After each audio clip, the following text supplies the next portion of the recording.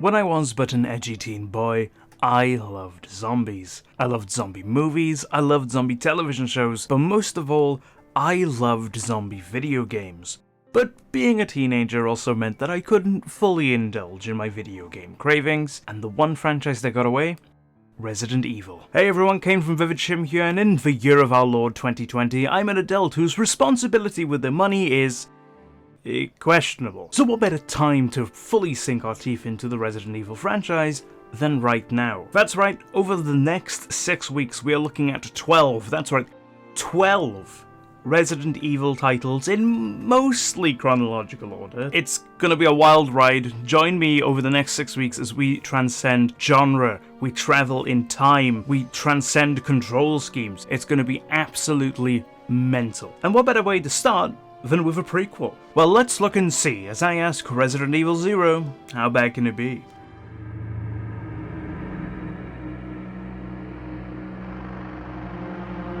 The story of Resident Evil 0 takes place on July 23rd, 1998, when a train owned by the pharmaceutical company Umbrella is attacked by a mysterious figure and a swarm of leeches. Stay with me.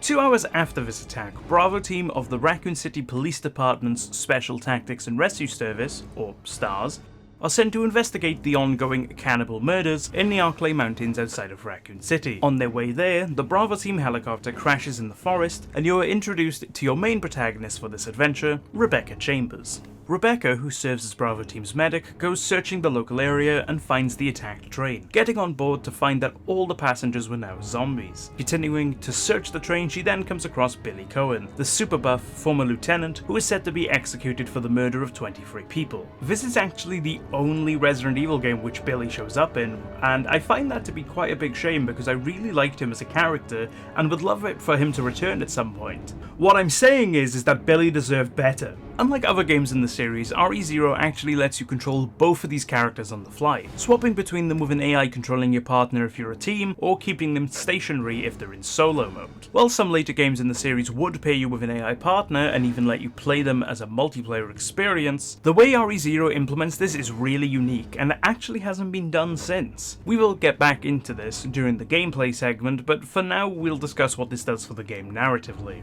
The focus on the partner swapping actually allows for a nice dynamic between the two protagonists, and whilst the voice acting is not fantastic, the interaction and relationship between Billy and Rebecca is honestly the strongest thing Zero has going for it in terms of its plot. It might be the only thing it has going for it, as having played the entire game start to finish, I still can't really tell you what it was about. It's a really weird and empty feeling story, with the Sephiroth looking leech dude being what drags this game down. It's not nonsensical, it does make sense, but it's just a story that you never really care about.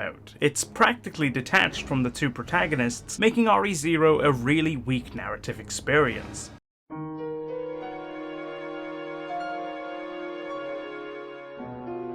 We are playing the Resident Evil 0 HD remake, and the game looks pretty decent because of this. It's not perfect, with cutscenes actually being quite dated and not holding up well, but most of the in-game stuff looks really good actually. I think it's most notable on the train, but the environments of this game are really interesting to look at, and well, this is a point that works best whilst comparing it to other games in this style. RE0 has a great balance between the graphics of the scene and the objects within said scene. They don't seem out of place aside from the fact they're glowing, but the quality of the backgrounds is so good that everything just feels natural. This extends to the interactable objects for puzzles too. They seem like part of the world instead of just an obvious "you can push this piece" that some of the other games have. The designs of the monsters are pretty varied, ranging from a lackluster zombie design which constantly repeats, to mutated bugs and the leech dudes. The standout though?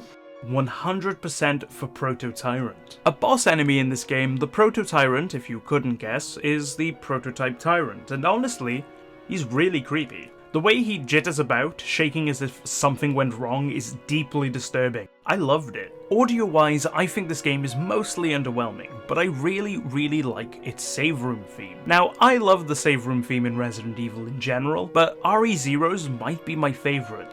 It's a genuinely beautiful rendition that's really relaxing to listen to, and could honestly be my favourite part of this entire game. To explain why though, let's move on.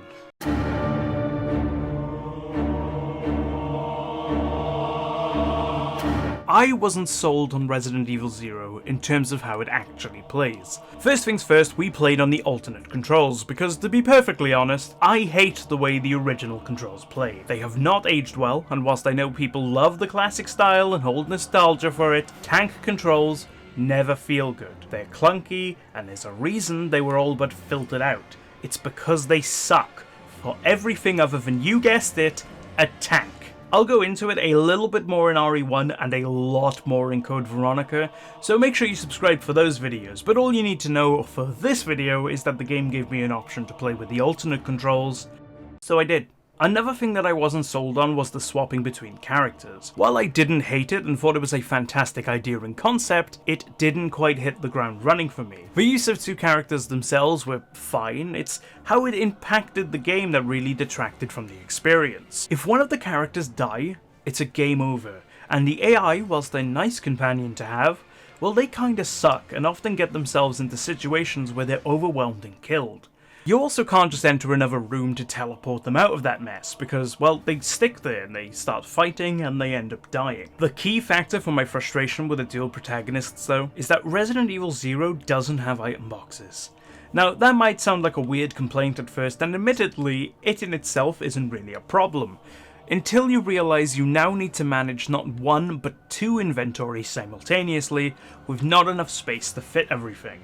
This ended up really slowing down the experience. Not only that, but most of the bosses in this game you actually fight solo, meaning you're constantly swapping items and weapons around to prepare for these fights, and sometimes you can't even swap out beforehand without going back a save or even multiple saves at one point in the game. I've followed walkthroughs for this game just to make sure I get them done on time, though I do actually try the major puzzles without the walkthrough, just to be fair. And even the walkthroughs weren't clear about this key detail, often not telling you about weapons until it was too late, or occasionally they just lied entirely. Editor's note, insert the frog clip. Okay, we're good.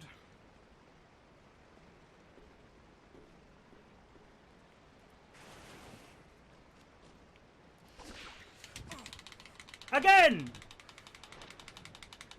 Ignored, they said! It can be ignored! No, it can't! No, it Subscribe. Can't! You're full of Subscribe. IGN! You're full of Subscribe. son of a bitch! The bosses themselves were mostly fine, if not really easy. Nothing too difficult, and were, lack of proper weapons aside, enjoyable. Then, there's the giant damn bat you face in the church, which might be one of the most annoying bosses I've ever faced in a video game. Amplified even more by the fixed camera that limited your ability to effectively aim and move. I hated this boss so much. Then there's this issue which seems to be a common occurrence on the PC port, where your controller is constantly disconnecting, usually when entering a room, and this game for some mystical reason doesn't immediately pause or automatically let you revert to your keyboard and mouse. This means that you are stuck there like an idiot, slowly being eaten to death with only a dumb AI to save you, and that's only if they are with you, because you spend a good 50% of this game alone anyway! I've been super negative about this game though, so I wanted to end on one thing that I did personally like about RE0, its balance of action and horror. That might sound strange, but Resident Evil is a series that struggles with its identity. It swerves from horror to action and back to horror again. RE0 takes an approach that makes the game appealing to both fans of RE's more horrific side as well as its action side. It's not a game that's too scary or overbearing with its atmosphere to alienate someone who doesn't like horror, but it isn't too action movie to alienate someone who loves a good scare also. Resident Evil 0 is a game that I'm honestly pretty damn torn on, and whilst the review did come across like I really hated the game with all the negative comments, I didn't. Those were all my genuine criticisms, but overall, aside from maybe the original control scheme and my constant controller issues, nothing stood out as to make me hate this game fully. While it was frustrating, and I wouldn't go as far to say that I even liked the game, the gameplay segment alone should probably point that out, even without all of that, the lack of engaging plot kind of made it so that Resident Evil 0 was a game that just kind of happened. Upon reflection, I'm practically indifferent to this game, and I feel like if I didn't stream the entire experience on my Twitch channel, then I probably wouldn't remember enough about RE0 to even write this review.